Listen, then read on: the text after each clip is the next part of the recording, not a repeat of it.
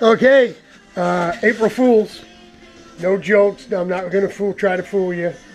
We got Bray's seat is bolted in from the marks that we had with him sitting right on the floor with the chassis on the floor when we were adjusting his pedals a few videos back. What I did is I got this hard board on here. We actually had a piece of like 3/8 or half-inch plywood, and there was a bow to it. So when we put him on the floor, he was sitting right on, right on the concrete. The seat was right on the concrete. The chassis was on the concrete, on this rug or one of these other rugs. But so he was sitting level, even parallel with the bottom of the chassis. And we want it up just a little bit. I told you that Joe told me, put a piece of cardboard under there. When I did mine, I put 2 pieces. Because the last thing I want is something knocking me in the, I'm just going to say it, watch it, Glenda, plug your ears, knocking me in the ass and tearing me up. Way back in the day, MIS 1971, 72, somewhere in there, Mr. Wesson from down the street, that's right, in the old neighborhood where we grew up, he had a chaparral with 2 McCullochs on the back with Horseman or box mufflers on it. He raced MIS.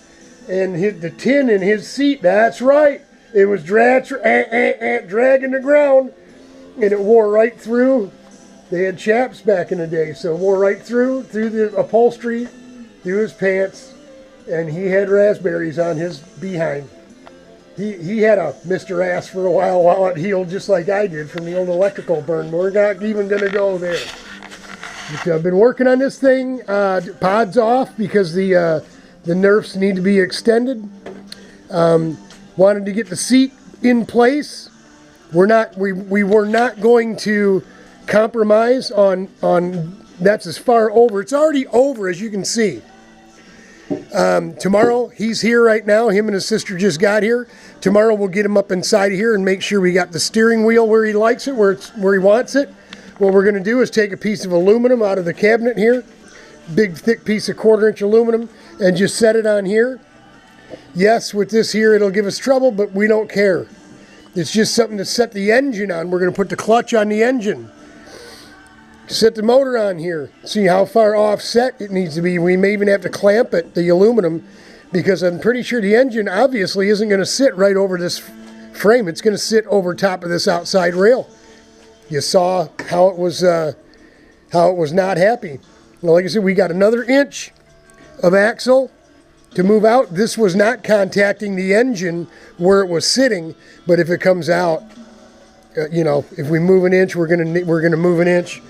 That's what we were looking at, was about an inch gap between the end of the nerf and the beginning of the stub. So I'm thinking we may get by without having to buy another axle, which would be sweet, because this is the hard A axle, and this is the one that you're supposed to have in this cart. I've been sneaking around talking to a couple of Neos dads, and they've moved on, and they said it was a difficult go-kart for them to get to handle. Luckily for me, my driver don't know any better, man. So that's the wonderful thing about it, man. When I was a kid, I went to Mid-Ohio. Let me shut this light off because it's too bright. We went to Mid-Ohio as a kid. I was like 19 or 20 years old with my first go-kart. And let me put you on here. With my first go-kart, which was a stock appearing, a Stalker, a K88 on a Hartman copy. And my first time around Mid-Ohio as a driver, I was, I'm trying to find my way around the track. And Mark Dismore was there, and he said, "Hey, man, Buddy Wallen did this to me once, too." But Dismore tells me, "You can go flat through turn 1. You can go flat through there." He says, "You got a slippy?" I said, "Yeah." He says, "You don't even need to let go of the pipe. Just hold it right down. It'll go around there." And I went over to him later on and said, "Man, I almost killed myself." He started laughing. He goes, "You tried it?" I said, "Yeah." He goes, "You made it though, didn't you?" I said, "I had to let go of the pipe. And I could consistently get through there flat." He says, "You don't know what you don't know." until you do it, you don't know. He says, I go through there flat. There's some corners where guys are going to tell you they go flat, but they don't, just to see if you'll go do it. He says, so, you know, so thanks for the advice, I think. Buddy Wallen, that was a completely different story. That was Lake Garnett.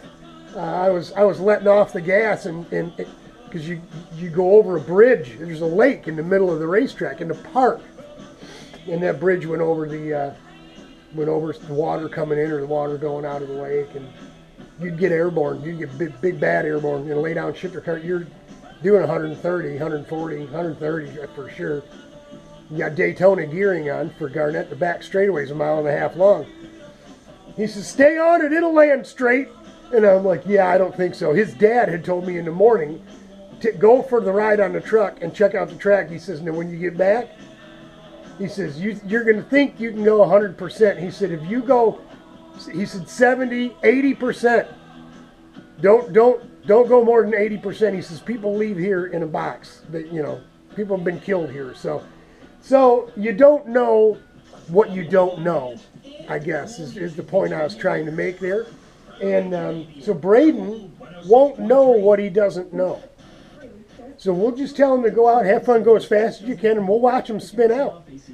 And I'll just start making adjustments to it and see if he notices. I'm not going to tell him I made a change, you know. And we'll see if you know, that's what we are trying to work out and develop with the sprint racing. Isn't to make him get in there digging in and nerfing people and putting the rubber down the side of their cart and running up over top of them and being, yeah, I won the race. We're just trying to develop a language because he's already 11. In 2 years, he's a junior. You know, he can race Enduro Junior, and we'll pull the Margay back down and put that cart together with a Yamaha. I mean, you know, we put a motor mount on each side. We'll put the HPV on it, whatever it takes, and we'll get him into a laydown just as soon as we can. I don't want him to be a CIK road racer because it's dangerous. The more carts we see show up at the track that are CIK carts, the bigger chance you have, a risk you have of sending out an ambulance or sending out a helicopter. You just don't see that kind of stuff in the laydown classes. Historically, yes, guys have been hurt, busted up, even gotten killed, but is few and far between.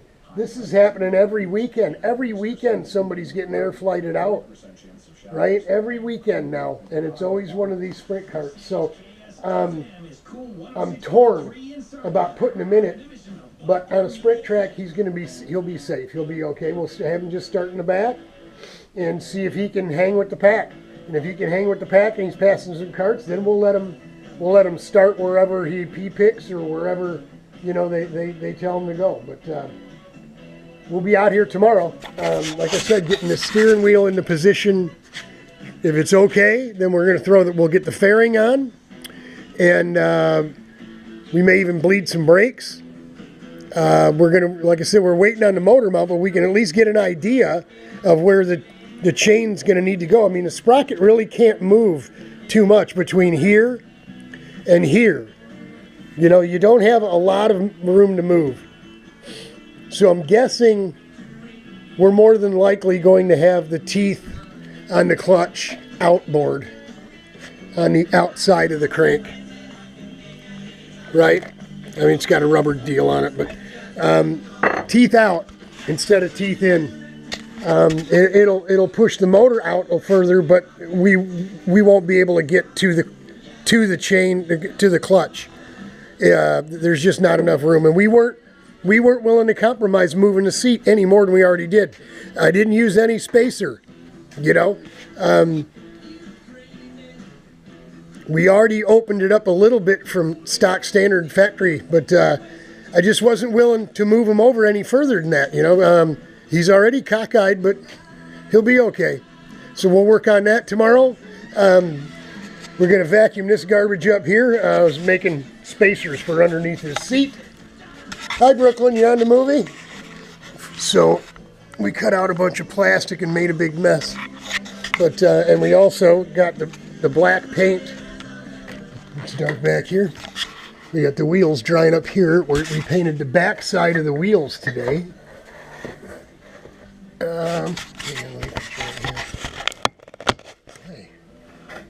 I need two hands. So there's the back side of our wheel. And we'll just let it dry up real good, and then we'll put tape on the back side of there so we can paint the gold on the front. But that's it. I'm going to run the vacuum for a few minutes and call it a night. I'm Robert. I'm Brooklyn. And we're out at the China shop having fun. Y'all want to come hang out with us. See y'all. Bye.